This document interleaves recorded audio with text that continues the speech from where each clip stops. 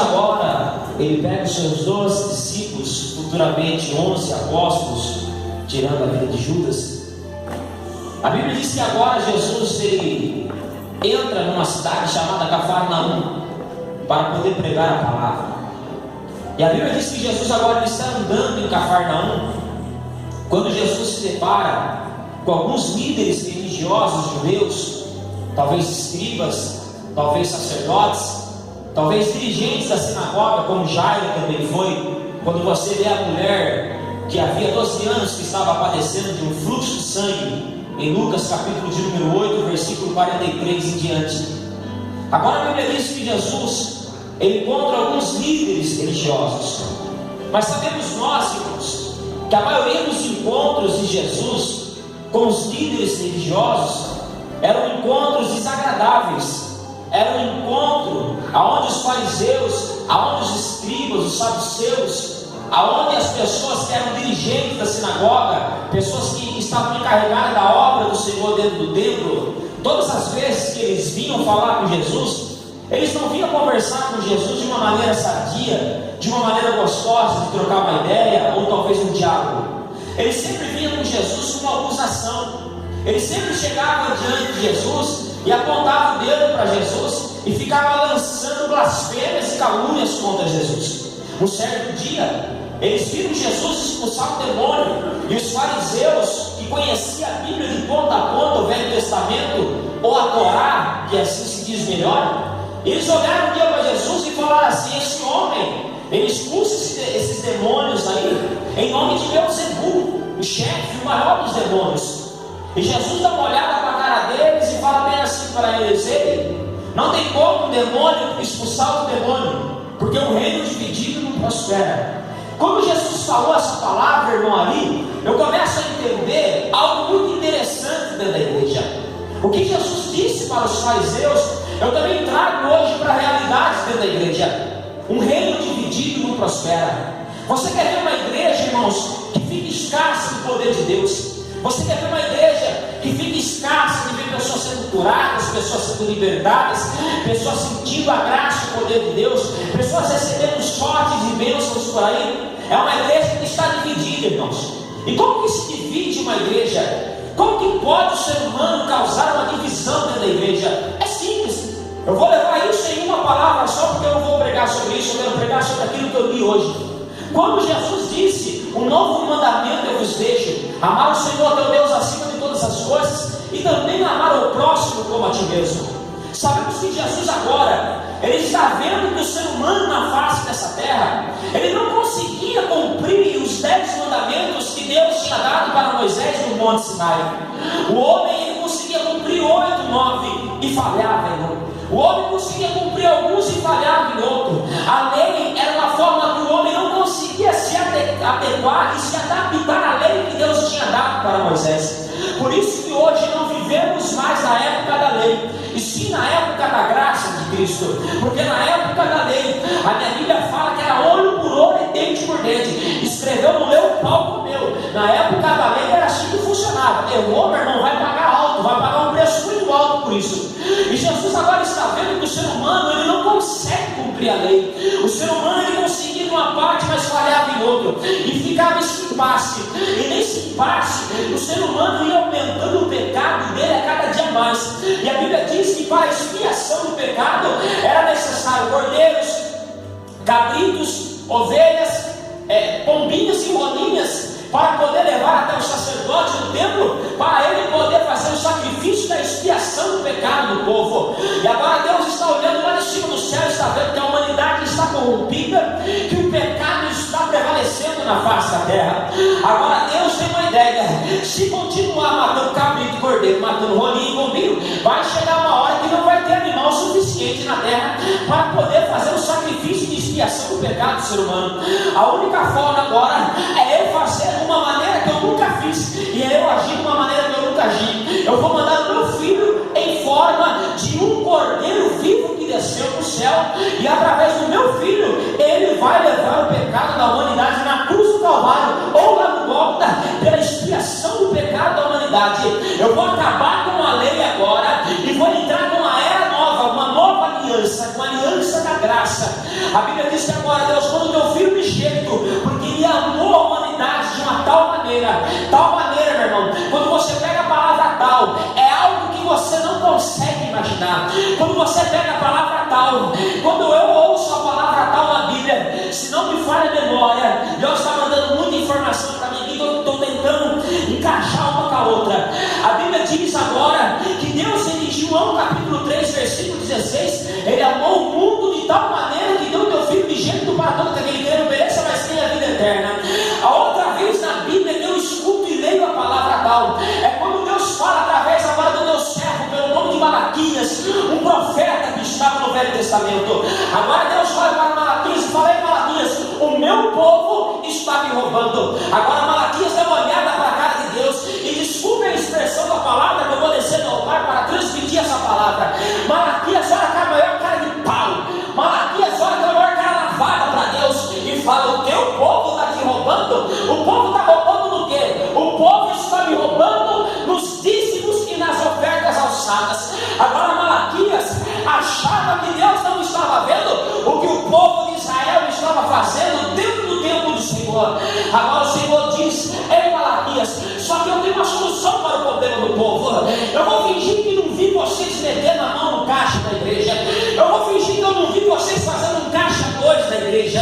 Eu vou fingir que eu não vi vocês corrompendo o meu altar. Eu vou passar uma borracha em cima disso daí e vamos começar a escrever uma história nova. Agora Deus fala para o profeta de nome Malaquias: trazei o dízimo e as ofertas à casa do tesouro, que é o templo, a igreja, para que haja mantimento na minha casa, e fazei prova de mim, assim diz o Senhor dos Exércitos, se eu não derramar uma bênção, pá.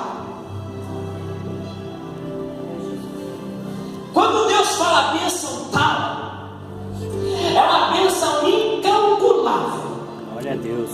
A Bíblia tem 66 livros, a evangélica, a católica tem, se eu não me engano, 72, mas tem esse versículo também. A Bíblia tem 66 livros, mais de 1.800 capítulos e mais de 20 mil versículos. Deus agora, Ele abre um parênteses em toda a Bíblia e só deixa um versículo em cima desse assunto. Se você trouxer o teu dízimo na minha casa, para que pague aluguel, para que pague a rádio, para que pague água, força, internet, gás, produto de limpeza, copo, água, desinfetante, papel higiênico, colocar gasolina no carro dos irmãos, para poder buscar e levar as pessoas. Quando você trazer para o dinheiro ser usado em todas essas áreas, tu pode ter a legalidade de dobrar o teu joelho no chão e vir chamar eu no cara a cara. Em nenhum versículo bíblico Deus ele dá essa legalidade para o povo falar com Deus dessa maneira. Agora Deus ele faz um pacto com o povo: ei, se tu trouxer para sustentar a minha obra na terra e você me chamar para o particular, tu vai ver aquilo que eu vou fazer na tua vida. Glória a Deus. Obrigado, Senhor. Por que você vê dizimista passando prova na terra? Só tem duas hipóteses. A primeira: ou você não está sendo fiel no dízimo e tem um devorador aí, ou você está achando que está enganando o pastor da igreja, porque você pode enganar. Talvez você possa colocar o teu dízimo aqui, mas não colocar da maneira adequada e correta que você tem que colocar. Ou segunda hipótese, você não está sabendo falar com Deus. Eu vou olhar para todos vocês aqui agora e eu vou ficar com a segunda hipótese. A hipótese que você não está sabendo falar com o Criador. Porque se a Bíblia é verdadeira, o versículo de Malaquias tem que ser cumprido na tua vida sobre a bênção tal. Se a bênção tal não está chegando na tua vida, alguma coisa está acontecendo no meio desse caminho. E eu vou imaginar que é porque você não está sabendo falar com Deus. Eu não quero colocar na minha mente de pastor que você está barganhando com Deus, porque eu vou me decepcionar com isso.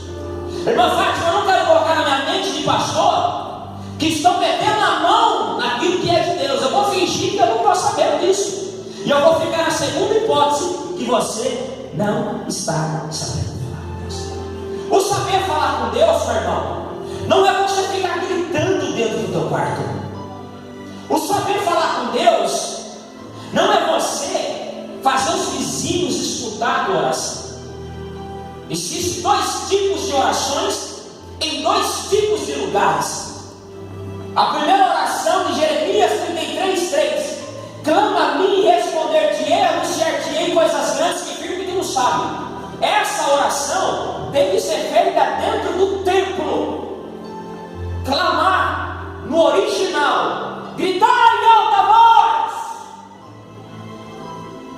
Agora existe outro tipo de oração, a oração que Jesus fala: entra dentro do teu quarto, fecha a porta e fale com o Pai em oculto. Cadê a tua? Está no livro. Oculto, silêncio, oração da mente. Você sabe por que tem muita gente errando? Porque você fecha a porta do teu quarto.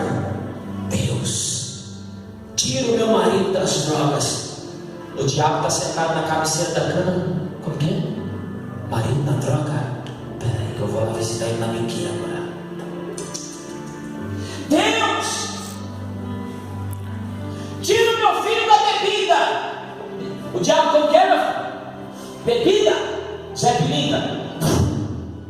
Soca mais cana nele. Tem orações, meu irmão, que você tem que aprender a fazer com a mente. Porque o Satanás, ele não lê a sua mente, ele não tem poder de ler a tua mente. E ele, obrigado, Jesus. E ele não tendo o poder de ler a sua mente, ele tem um outro poder. Qual é?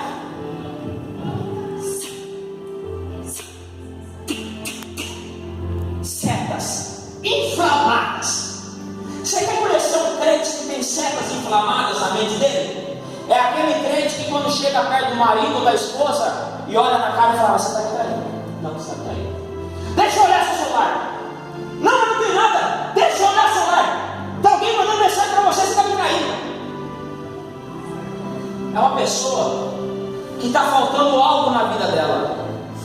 Tem pessoas que até dentro da igreja, em vez de vir adorar o Senhor, acha que o marido ou a mulher está vindo olhar rabo de saia da igreja. Você sabe por quê? Porque está faltando algo. Qual é o algo missionário? Capacete. Obrigado, Senhor. Deus. A armadura de Efésios 6:10. Se você tem um capacete, meu irmão, ele pode engatilhar uma ponto 50 e pá! A hora que bater vai cair. Glória a Deus. Glória a Deus, aleluia. Ele pode assoprar que a tua mulher está com outro, mas a hora que bater vai cair. Crente que não tem capacete é crente que vive com um moinho dentro da cabeça dele. É um crente frustrado, um crente que desconfia até da sombra, um crente que não acredita na mulher. Meu irmão, se tu não acreditar na tua mulher, tu vai acreditar em quem? Na tua amiga? No teu amigo? Se você não confiar na pessoa que deita com você todo dia, que lava a sua cueca, até algumas vezes com freirada de bosta, você vai confiar em quem? A pessoa que divide a cama com você, você vai confiar em quem? Ou você